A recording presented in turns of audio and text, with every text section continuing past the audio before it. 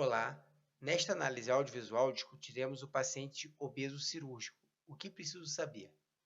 Este tema foi dividido em 3 partes. Seja bem-vindo à parte 1. Este artigo, que discute o manejo perioperatório do paciente obeso cirúrgico, foi publicado em 2015 na revista Anesthesia, pela Associação de Anestesistas da Grã-Bretanha e Irlanda, que compõe a Sociedade para Anestesia Bariátrica e de Obesidade. A obesidade na Grã-Bretanha representa um grande problema de saúde pública. Lá, 25% da população é obesa, 3% possui obesidade grau 3 e há uma estimativa que em 2050, 50% da população seja obesa. Isso gera um custo adicional anual aos cofres públicos de 45,5 bilhões de libras. Segundo a Organização Mundial de Saúde, é obeso o paciente que possui MC maior que 30, entre 30 e 34,9 seria grau 1, entre 35 e 39,9 grau 2 e maior que 40 grau 3.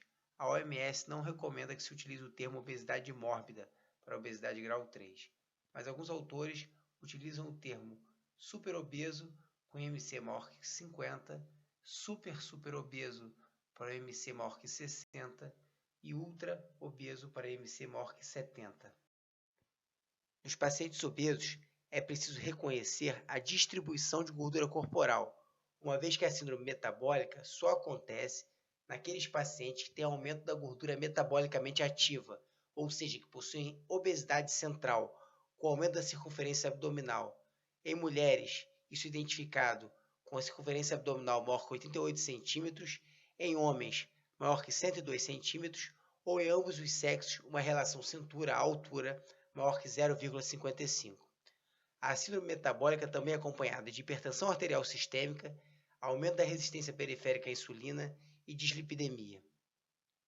No sistema respiratório, há redução da capacidade residual funcional com aumento das áreas de atelectasias e shunts.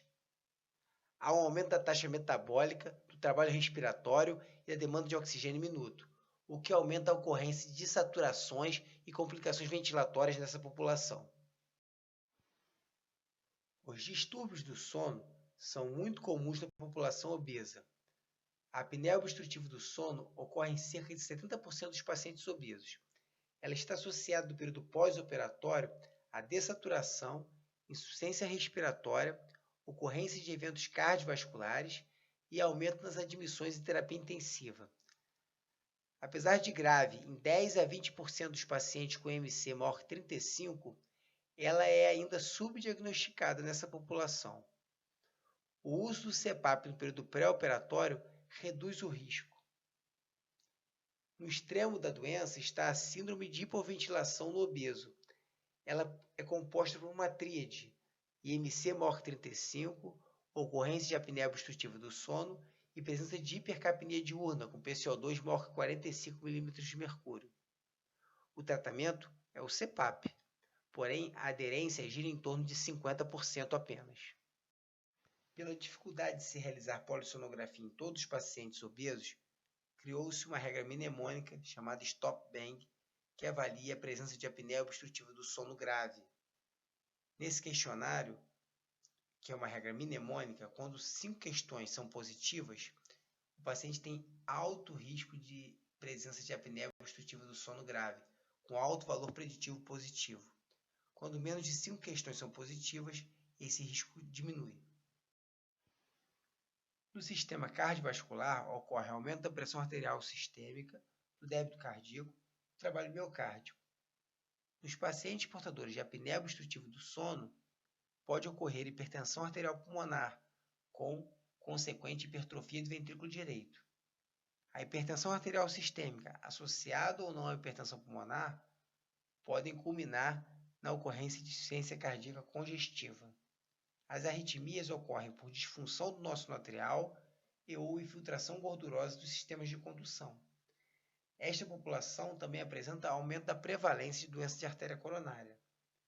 Os eventos trombóticos geram complicações importantes, como aumento da incidência de infarto agudo do miocárdio, acidente vascular cerebral e tromboembolismo venoso, com consequente aumento da mortalidade. A obesidade por si só é um estado protrombótico.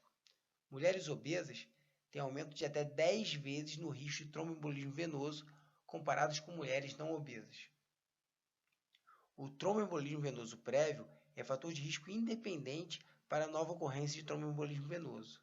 A obesidade é um estado hipercoagulável que permanece por até 2 semanas após a cirurgia bariátrica. Por isso, os esquemas de tromboprofilaxia devem ser estendidos por pelo menos 2 semanas no período pós-operatório. O diabetes ocorre na população obesa devido ao aumento da resistência periférica à insulina. Quando o controle glicêmico é inadequado no período perioperatório, ocorre um aumento da morbidade nesta população. Porém, na cirurgia bariátrica, há uma resposta neuromoral rápida e única, com redução acentuada da resistência periférica à insulina logo após a cirurgia. Se você ficou com dúvidas sobre esta análise audiovisual ou se você tem questões da sua prática clínica diária, mande por e-mail contato@nest4u.com. Eu espero você na continuação da discussão deste tema na parte 2. Muito obrigado.